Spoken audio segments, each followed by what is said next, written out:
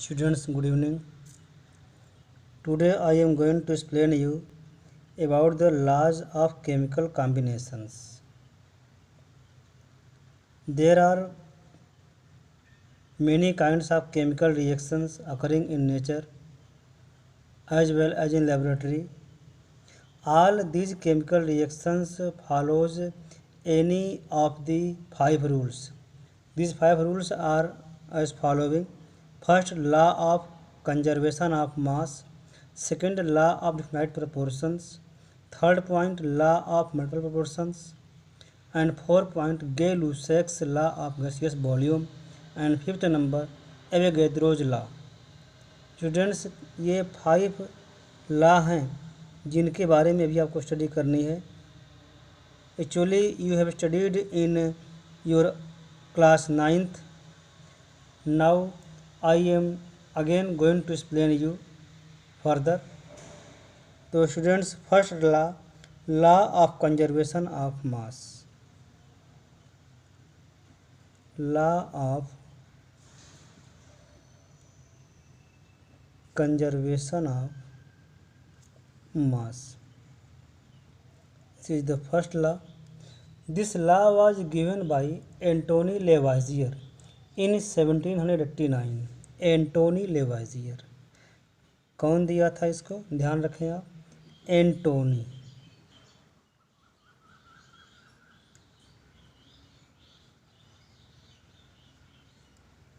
Antony Lavoisier.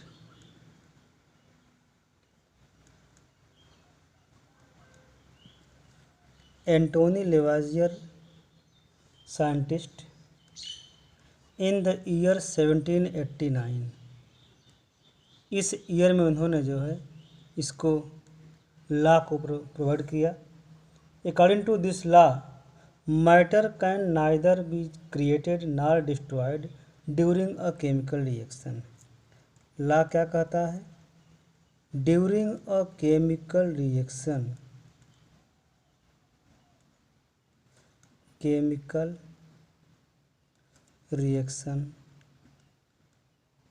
Matter can neither be created nor destroyed.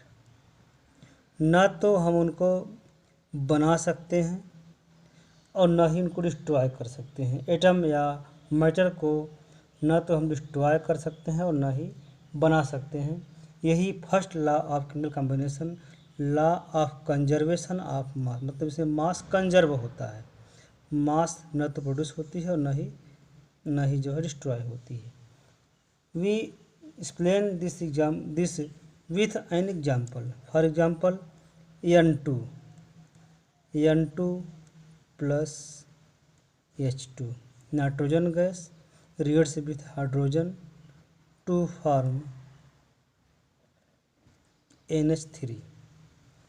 In order to prove this law of mass conservation, we will have to mass of product and mass of reactant. Here N2 का मास कितना होना चाहिए? आप जानते हैं कि mother मास N का कितना होता है? 14 और 2 हो गया तो कितना हो जाएगा? ये 28 ग्राम. इसका कितना हो जाएगा? 3 × 6, यहाँ हो जाएगा 6 ग्राम. यहाँ आप देखें NH3, N14, H3 कितने हो गए? 14 और 3 17, 17 2 जा 34. तो इसका मास है 34 ग्राम. अब इसी केस में हम यहाँ पर देखें कि क्या होता है. मास ऑफ रिएक्टेंट कितना हो जाएगा? 28 और प्लस 6 इक्वल टू 34 ग्राम. और इसके बाद आगे देखें, मास ऑफ प्रोडक्ट तो कितना हो जाएगा? जो दिया है 34 ग्राम, यहाँ दिया हुआ है 34 ग्राम. तब देख रहे हैं कि दोनों ही केस में रिएक्टेंट और प्रोडक्ट दोनों का जो मास है वो सेम है. इस तरीके से इसे हम प्रूव करते हैं कि during a chemical reaction mass can neither be created nor destroyed. Mass मतलब मैटर, इसको हम न तो डिस्ट्रॉय कर सकते हैं, न ही क्रिएट कर सकते हैं। इस तरीके से इसमें कोई चेंजिंग नहीं आती है। जितने भी केमिकल रिएक्शंस हैं इस रूल को फॉलो करते हैं। आप और भी एग्जाम्पल ले सकते हैं, इसको मैं आप प्रूव कर सकते हैं अलग एग्जाम्पल से भी, आगे आप प्रूव कर लीजिएगा। नेक्स्ट लॉ आता है जिसके बारे में हम बात करेंगे, law of definite proportions. Second law है law of definite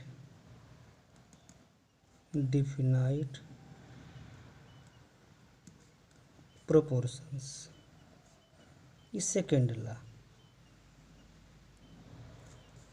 this law was given by the French chemist, France के साइंटिस्ट जो थे जोसेफ प्राउस्ट। कौन थे? Joseph Proust. French chemist Joseph Proust ने जो है इस लॉ को प्रोवाइड कराया, और ये कहाँ के थे? फ्रांस के। French chemist Joseph Proust.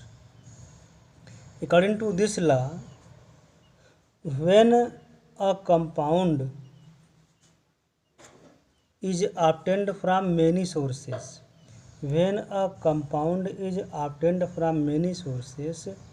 it has always exactly the same proportion of elements by mass।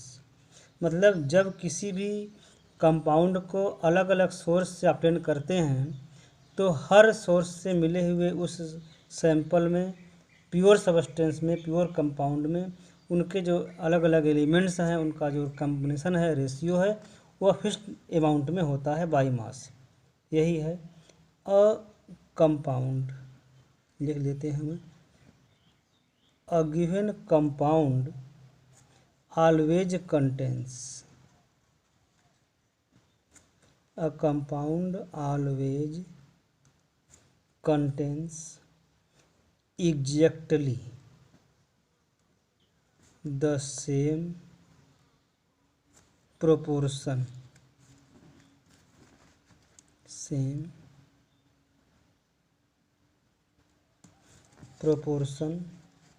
of elements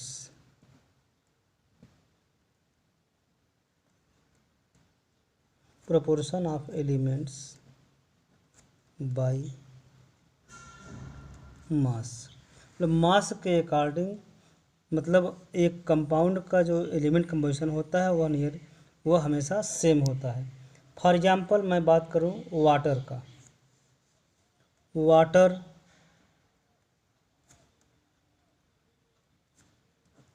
can be obtained from rain, river, ocean, air से फाइंड होता है मॉइस्चर के द्वारा, moisture, and it can also prepared in laboratory.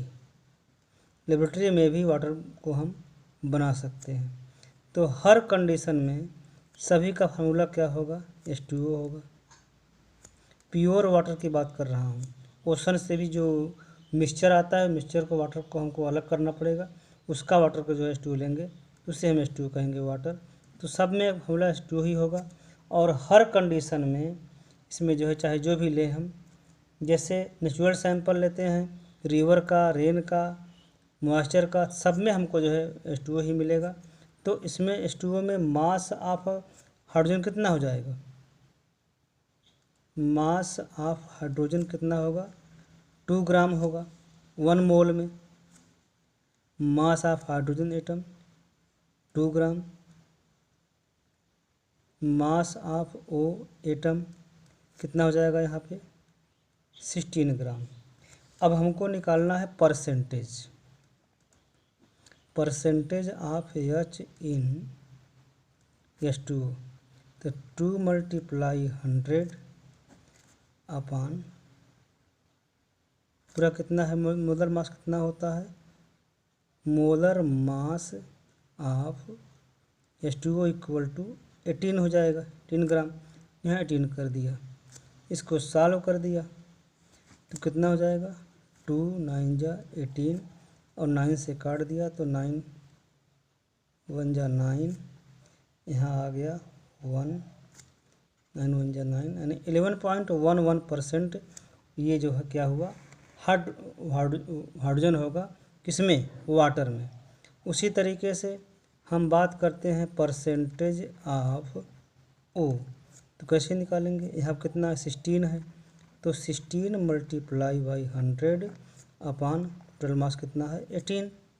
तो अब हम 18 का निकालेंगे तो यहाँ पर फिर कर दिया इसको, 2 8 जा 16, 2 9 जा 18, ये कितना हो गया, ये 800 अपान 9, तो कितना हो जाएगा, 9 8 जा 72, 88.88%। तो इस तरीके से आप देख रहे हैं कि वाटर कहीं से भी मिले आपको, from anywhere, from rain, from river, ocean, from moisture, from या prepared in laboratory, anyhow, कहीं से भी हमको ये मिलता है, तो हमेशा जो है हमको वाटर में हाइड्रोजन का कंपोजिशन जो परसेंटेज होगा 11.1% होगा और ऑक्सीजन विल बी 88.88%। तो इसी तरीके से हमको इसको ये हमको मिलेगा, कहीं से भी मिले हमको वाटर, उसमें हमको कंपोजिशन एक रेशियो ऑफ एच और ओ का मास जो होगा वो सेम होगा। तो स्टूडेंट्स ये था जो है लॉ ऑफ इनडायरेक्ट प्रोपोर्शन। इसको हम और तरीके से भी इसको हम प्रूव कर सकते हैं और भी कंपाउंड लेकर के ऐसे ही करना है तरीका, आपको समझ में आ गया होगा। अब हम आगे बात करेंगे थर्ड लॉ का, वो थर्ड लॉ है law of multiple proportions. Third point जो बचा है वो है law of multiple proportion.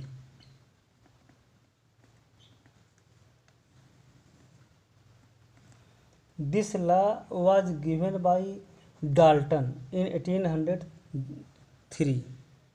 Dalton ने इस लॉ को दिया था और किस ईयर में दिया, 1803 में दिया।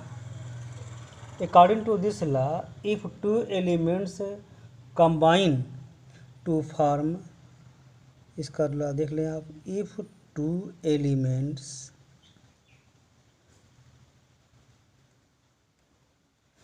combine to form two or more kind of compound, two or more kind of compound, दो या दो से ज़्यादा तरह के कंपाउंड जो है फॉर्म करते हैं, तो the element combine, the elements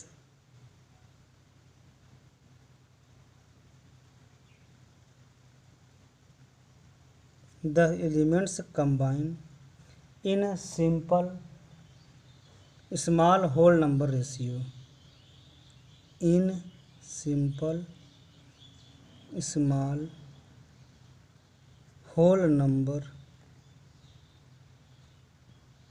ratio, small whole number ratio में कंबाइन होते हैं। कहने मतलब ये होता है कि अगर दो एलिमेंट कंबाइन होकर के दो या दो से ज़्यादा काइंड के कंपाउंड फार्म करते हैं, तो इस प्रकार से जो एलिमेंट कंबाइन होते हैं वह एलिमेंट कंबाइन जो होते हैं वह सिंपल होल नंबर रेशियो में कंबाइन होते हैं। और these form a multiple proportion, these form a multiple proportion,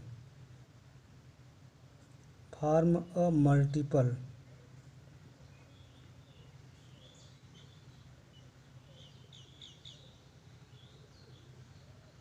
proportion. कैसे देखें आप, जैसे हमने ले लिया कार्बन ले लिया और ऑक्सीजन ले लिया, ये दो एलिमेंट है, ये दो एलिमेंट कंबाइन होकर के ये दो अलग अलग तरह के कंपाउंड बनाते हैं। जैसे एक कंपाउंड बना कार्बन मोनोऑक्साइड, दूसरा कंपाउंड बनता है कार्बन डाइऑक्साइड। ये दो कंपाउंड बनते हैं। अब हम ये एलिमेंट हैं, ये एलिमेंट यानी same element carbon and oxygen combine to form carbon monoxide and same element combine to form carbon dioxide. तो अब हम यहाँ बात करते हैं कार्बन मोनोऑक्साइड में कितने का रेशियो है, जैसे C+O2।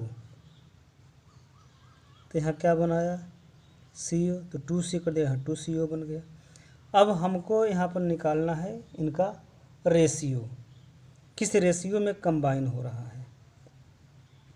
तो यहाँ देख लें आप, कार्बन का कितना हो जाएगा 24 ग्राम, ऑक्सीजन हो जाएगा 32 ग्राम, यहाँ कितना हो जाएगा।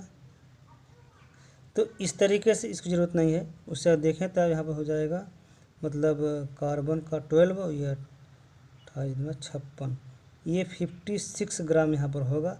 इसकी हमें ज़रूरत नहीं है, ज़रूरत हमको यहाँ पर है, मतलब in the formation of carbon monoxide 24 ग्राम और 32 ग्राम रेशियो करता है। तो इसमें रेशियो निकाल लेते हैं, रेशियो ऑफ C&O। तो कैसे निकालेंगे, 24/32 काट दिया, 8 3 जा 24, 8 4 जा 32, तो 3/4 का रेशियो, यानी यहाँ पर 3:4 का रेशियो आ रहा है। 3:4 का रेशियो मतलब 3 part carbon and 4 part oxygen आता है। किस केस में, in the case of carbon monoxide के केस में। ये जो है कार्बन का पार्ट है और ये किसका है, ऑक्सीजन का है, ये रेशियो आता है। अब हम बात करते हैं CO2 का, C+O2 और यहाँ फॉर्म किया CO2, यहाँ 12 ग्राम कार्बन और यहाँ पे 32 ग्राम, यहाँ बनता है 44 ग्राम। तो अब हमको यहाँ रेशियो निकालना है, ये 12 ग्राम है। तो when we find ratio in C&O, तो यहाँ पर हो जाएगा 12/32। तो यहाँ पर आता है ये 12, 4 3 जा 12 और 4 8 जा 32। यहाँ कितना रेशियो है 3/8। तो यहाँ पर CO2 के केस में जो रेशियो आता है 3:8 का आता है। अब यहाँ पर देखें, दोनों का कंपेयर करते हैं, ये कार्बन का है और ये ऑक्सीजन का है। Students see here, in case of carbon and oxygen combination, इसमें जो है same amount of carbon is combined to form carbon monoxide 4 gram oxygen. अगर हम 3 ग्राम कार्बन लेते हैं तो इसमें 4 ग्राम ऑक्सीजन कंबाइन होता है, तब जा कर के बनाता है CO।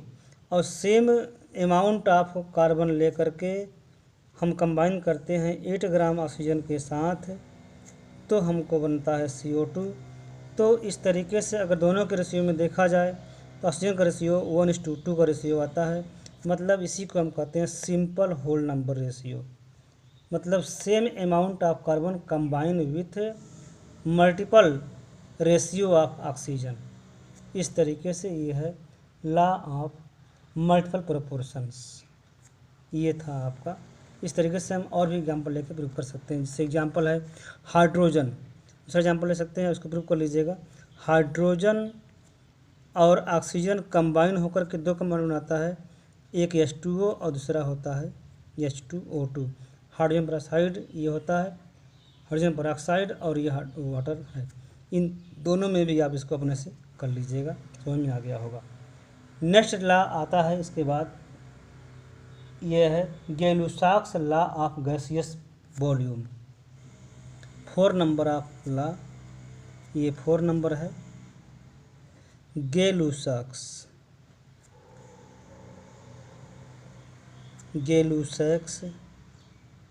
Law of gaseous volume. Students, by name it is clear that this law was given by the scientist Gay-Lussac. Gay-Lussac ने दिया था और जो है इसमें इन द ईयर 1808 में यह ला दिया था। किसने दिया था? Gay-Lussac, क्योंकि इनका नाम इसके रूल में ही शामिल है। तो गैसेस वॉल्यूम इसके अकॉर्डिंग जो होता है, when gases combine in a chemical reaction they do so in simple ratio by volume. एक सिंपल रेशियो में बाय वॉल्यूम ये कंबाइन होते हैं। यहाँ लिखना पड़ेगा, when gases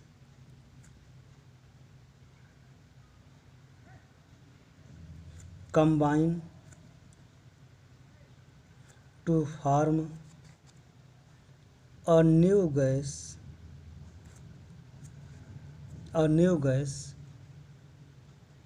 they do so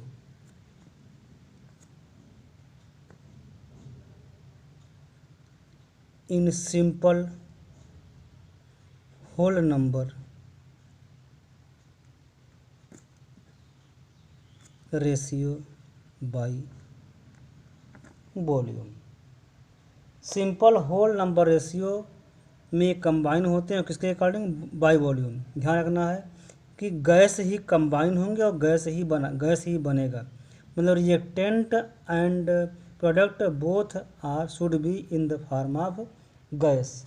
and condition इसमें और है, at same temperature and pressure. यहाँ लिखना पड़ेगा, ये रूल इसके लिए लागू होता है, eight the same temperature and pressure. Pressure और टेम्परेचर सेम अगर रखा जाएगा तब जो गैस कंबाइन होंगे और जो नया गैस बनेगा उनमें एक सिंपल होल नंबर रेशियो आपको मिलेगा। इसको हम प्रूव करते हैं by taking an example. Taking an example, जैसे यहाँ लिया मैंने एक एग्जाम्पल लिया N2।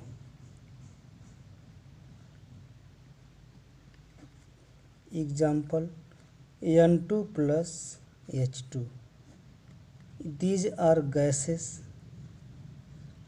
और यहाँ पर कर ले लिया, यहाँ क्या बन गया? अमोनिया बन गया। सी हियर, देखें इसको ध्यान से आप।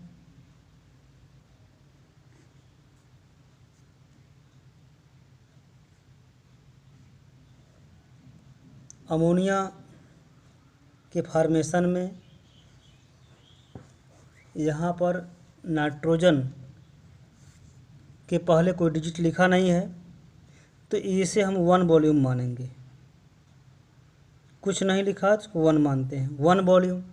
Here is hydrogen is 3 volume and ammonia जो फॉर्म हुआ है वो कितना वॉल्यूम बना है? वह बना है 2 volume. Very clear, see here, 1 volume nitrogen combines with 3 volume hydrogen to form 2 volume ammonia. इस तरीके से इसका और विश्लेषण किया जाए तो जैसे मान लीजिए यहाँ पर 100 ml N2 ले लिया और प्लस 300 ml H2 लेते हैं at same pressure and temperature, तो हमको जो मिलेगा वह 200 ml अमोनिया मिलेगा। 100 ml नाइट्रोजन, 100 ml हाइड्रोजन, तो we will get 200 ml ammonia. इसको हम बाई वॉल्यूम निकालते हैं अकॉर्डिंग टू जो है इनका जो आता है ये कोएफिशिएंट जो होता है उसी अकॉर्डिंग इसको हम सॉल्व करते हैं बाई वॉल्यूम। इससे जनरली इसको देखा जाए तो यहाँ पर 400 ml आना चाहिए, लेकिन ऐसा नहीं होगा क्योंकि ये केमिकल रिएक्शन है, मैथ हमला नहीं है, तो इसमें हमको केमिकली कंबाइन होने के बाद इसका वॉल्यूम घट जाता है। तो इस तरीके से इसके जो हम केवल उसके नंबर ऑफ मालिक्यूल्स की बात होती है, उसी मालिक्यूल पर डिपेंड करता है कितना इसका वॉल्यूम होगा। तो एक और एग्जांपल देखते हैं, one more example, C+O2 no no, carbon is not gas. यहाँ लेते हैं H2 gas, H2 plus O2, both are gases. H2 and O2 combine to form H2O, तो 2H2 2 मोल ले लिया, बैलेंस कर दिया। This is also vapour, gas form. अब यहाँ पर क्या होता है, two volume hydrogen and one volume oxygen, ये दोनों कंबाइन होते हैं। 2 volume hydrogen 1 volume oxygen combine to form 2 volume water vapour. इस तरीके से ये कंबाइन होते हैं। इसको अगर देखा जाए तो अगर हम 100 ml लेते हैं, 100 ml लेंगे हाइड्रोजन गैस, तो इसका आधा लेना होगा हमें। ये 50 ml लेना होगा ऑक्सीजन गैस, तो यहाँ बनता है 100 ml H2 गैस बनता है। तो इस तरीके से समझ गए होंगे आप कि हमको केवल फार्मूला देखना है। इस फार्मूले में जो है काफिशिएंट है, उस काफिशिएंट के बेस पर हमको जो है उनका वॉल्यूम निकालना है। इसे हम अगर if we assume here 100 ml, तो यहाँ 100 ml मानेंगे, उसका आधा मानेंगे, और यहाँ उसका उसी को उतना जितना यहाँ पर वॉल्यूम है उतना वॉल्यूम यहाँ भी है, तो यहाँ 100 मानते हैं, 100 यहाँ पर भी हो गया। इस तरीके से ये हमारा एग्जाम्पल है जो प्रूव करता है। हाँ, लेकिन ये एग्जाम्पल, ये रूल सिर्फ गैस के लिए है, eight the same temperature and pressure, ये ध्यान रखना है आपको। लास्ट में एग्जाम्पल है, एक और रूल आता है, Avogadro's law. Avogadro's number 5th rule, Avogadro's law. इसको देखें आप, एवोगैड्रोज लॉ आप नाम से क्लियर है कि इन 1811 में यह लॉ दिया गया था बाई एमिडियो एवोगैड्रो। इनका पूरा नाम था, जान लें आप, Lorenzo Romano Amedeo Carlo Avogadro di Quaregna e di Cerreto. पूरा नाम इनका जान लें आप, लोरेंजो रोमानो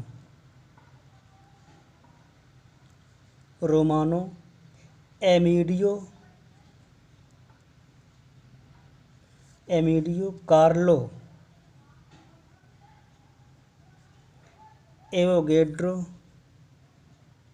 एवोगैड्रो डाई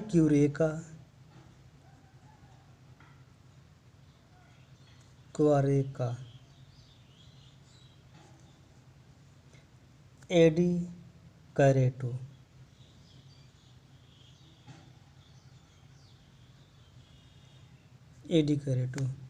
इस तरीके से इनका फुल नेम है, Lorenzo Romano Amedeo Carlo Avogadro di Quaregna e di Cerreto, in the full name of Avogadro. Very simple rule of Avogadro इन्होंने दिया कि equal volume of gases at the same temperature, ध्यान रखना पड़ेगा, eight the same temperature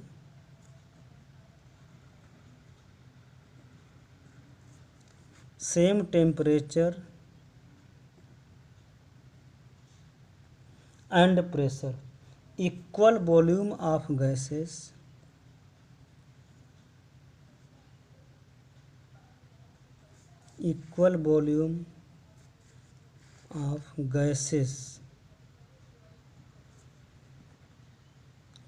have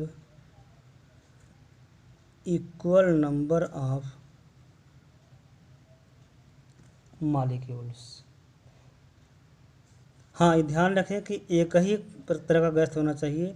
किसी gas का same temperature और same pressure पे अगर इक्वल वॉल्यूम लेते हैं तो उसमें इक्वल नंबर ऑफ मॉलिक्यूल्स मिलेंगे। यही जो है उनका रूल है। जैसे मान लीजिए कि हम प्रेशर टेम्परेचर सेम रखें और 100 ml निकाल लिया वॉल्यूम, तो चाहे जहाँ से निकालेंगे टेम्परेचर सेम रखा जाए, चाहे किसी भी सैंपल से निकाला जाए, हर सैंपल में उनका जो है अगर वॉल्यूम सेम है, टेम्परेचर सेम है, प्रेशर सेम है, तो नंबर ऑफ मॉलिक्यूल्स वो सेम होंगे। यही उनका रूल है और इनका यही रूल है 1 मोल ऑफ ऑल substances